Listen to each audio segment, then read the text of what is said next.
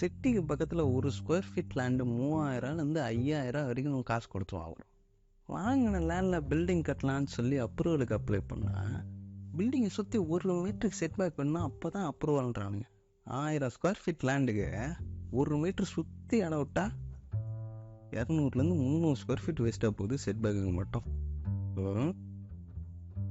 காசாக பார்த்தா கூட 6 லட்சத்துலேருந்து 8 லட்ச ரூபா போயிட முடியுது. இந்த கவர்மெண்ட்டுக்கு என்ன தான் பிரச்சனையா?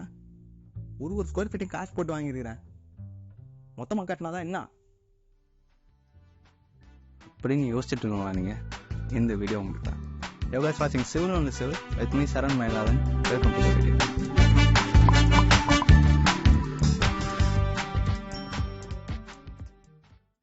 செட்பேக் இல்லாமல் வீடு கட்டும்போது என்ன ஆகும், கட்டினதுக்கு அப்புறம் என்ன ஆகும் அப்படின்ற எல்லா விஷயத்தையும் இந்த வீடியோவில் பார்க்கலாம். ஸ்ட்ரக்சரெல்லாம் நம்ம இந்த மாதிரியான ஸ்ட்ரக்சரை கட்டும்போது ரொம்ப கவனமாக கட்டணும். ஸோ முதல்ல ஸ்ட்ரக்சர்லேருந்து போயிடலாம். முதல் விஷயம் ஃபூட்டிங்.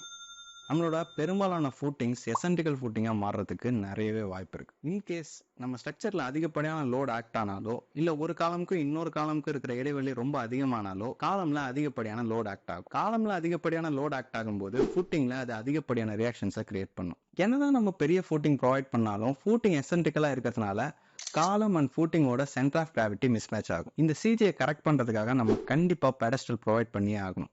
இல்லை அப்படின்னா ஸ்ட்ரக்சர் வீக் ஆகிடும். இது ஓரளவுக்கு உங்களோட ஸ்ட்ரக்சரோட காஸ்ட்டை இன்க்ரீஸ் பண்ணாலும் ஸ்ட்ரக்சரெலாம் ரொம்பவே கவனிக்க வேண்டிய இடம் இது. சரி, ரெண்டாவது விஷயம் ப்ரெஷர் பல்ப்.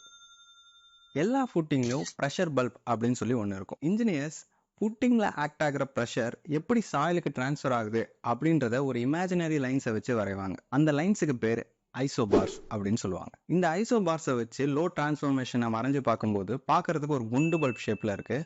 அதனால தான் இதை நம்ம ப்ரெஷர் பல்ப் அப்படின்னே சொல்கிறோம். இந்த ப்ரெஷர் பல்ப் எவ்வளோ பெருசாக இருக்கும் அப்படின்றது இதுக்கு மேலே எவ்வளோ லோட் ஆக்ட் ஆகுது அப்படின்றத பொறுத்து தான். அதாவது லோட் அதிகமாக ஆக்ட் ஆகும்போது இந்த ப்ரெஷர் பல்ப் ஃபுட்டிங்கை விட்டு ரொம்ப அதிகமாக வெளியில் வரும். இன்கேஸ் நீங்கள் கட்ட போகிற பில்டிங்கில் நீங்கள் செட்பேக் விடலை, ஏற்கனவே உங்கள் சைட்டுக்கு பக்கத்தில் இன்னொரு பில்டிங் இருக்குது, அவங்களும் செட்பேக் விடலை அப்படின்னு சொல்லி வச்சுக்கலாம். இப்போ நீங்கள் ஃபுட்டிங்காக எஸ்கவேட் பண்ணும்போது நீங்கள் பக்கத்து பில்டிங்கோட ஃபுட்டிங்கை விட கீழே போகிறீங்க அப்படின்னு சொல்லி வச்சுக்கலாம்.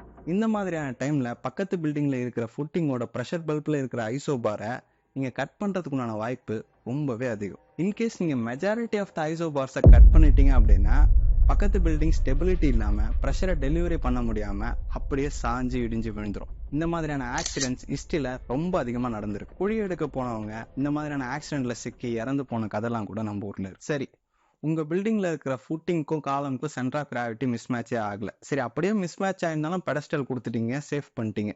நீங்கள் பக்கத்து பில்டிங்கோட ஃபுட்டிங்கை விட நீங்கள் கீழே போகல. ஸோ அவங்களோட ஐசோபார்ஸ் எதையுமே நீங்கள் கட் பண்ணல. உங்கள் பில்டிங்கும் சேஃபு, அவங்க பில்டிங்கும் சேஃப். பில்டிங் எல்லாம் ஸ்ட்ரக்சராக ஸ்டேபிளாக கட்டி முடிச்சாச்சு. சரி, கட்டினதுக்கப்புறம் எந்த மாதிரியான இடர்பாடுகள்லாம் வரும் அப்படின்றத இப்போ நம்ம பார்க்கலாம். முதல் விஷயம் வாட்டர் சீப்பேஜ்.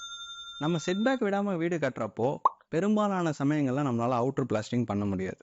இது எந்த மாதிரியான சமயங்கள்ல அப்படின்னா, நம்மளும் செட்பேக் விடல, பக்கத்து பில்டிங்கும் செட்பேக் விடல அப்படின்னா நம்மளால அவுட்டர் பிளாஸ்டிங் பண்ண முடியாது. மழை காலத்தில் 2 பில்டிங்க்கு நடுவில் இருக்கிற கேப்பில் வாட்டர் பெனிட்ரேஷன் நடக்கும். வாட்டர் பெனிட்ரேட் ஆகி வீட்டுக்குள்ளே ஒரு வாட்டர் சீப்பேஜை கிரியேட் பண்ணும்.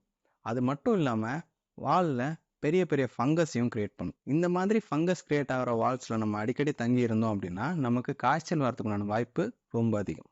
ரெண்டாவது விஷயம் வென்டிலேஷன்.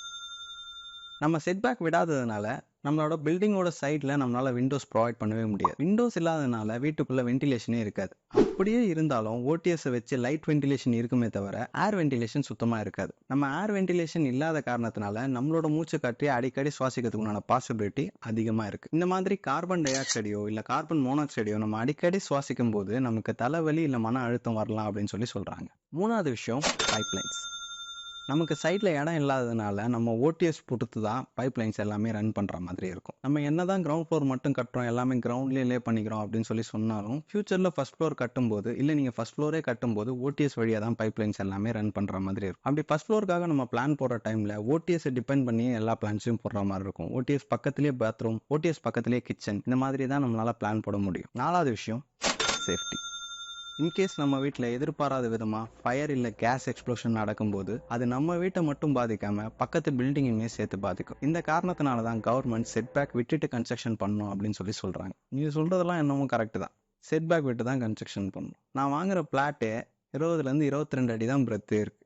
1 மீட்டர் செட்பேக் விட்டால் 3.28 ஃபீட் 3.28 ஃபீட் போச்சு அப்படின்னா ஆல்மோஸ்ட் 6 அடி கிட்ட வேஸ்ட் பண்ணுறோம். எங்கே நான் வீடு கட்டுறது அப்படின்னு சொல்லி கேட்டிங்கன்னா கரெக்டு தான் உங்கள் கேள்வி. பட் என்னோட சஜஷன் என்னென்னா, இன்னொரு பிளாட் 2 பிளாட்டாக வாங்கி கன்ஸ்ட்ரக்ஷன் பண்ணிங்கன்னா நல்லாயிருக்கும். ரியல் எஸ்டேட் பண்ணுறவங்களும் அதை அப்ரூவ் பண்ணுறவங்களுமே இந்த செட்பேக் விஷயத்த கொஞ்சம் கன்சிடர் பண்ணால் நல்லா இருக்குமோ அப்படின்னு தோணுது. நீங்கள் என்ன நினைக்கிறீங்க அப்படின்றத கமெண்ட் லீவ் பண்ணுங்கள். உங்களுக்கு பிஸ்னஸ் சம்மந்தமாக எதனா என்கொயரிஸ் தேவைப்பட்டுச்சு அப்படின்னா கண்டிப்பாக கீழே தெரிகிற நம்பருக்கு கான்டாக்ட் பண்ணுங்கள். மேலும் இது போன்ற தகவல்களுக்கு சிவில் ஒன்று சிவில் சேனலை சப்ஸ்கிரைப் பண்ணுங்கள்.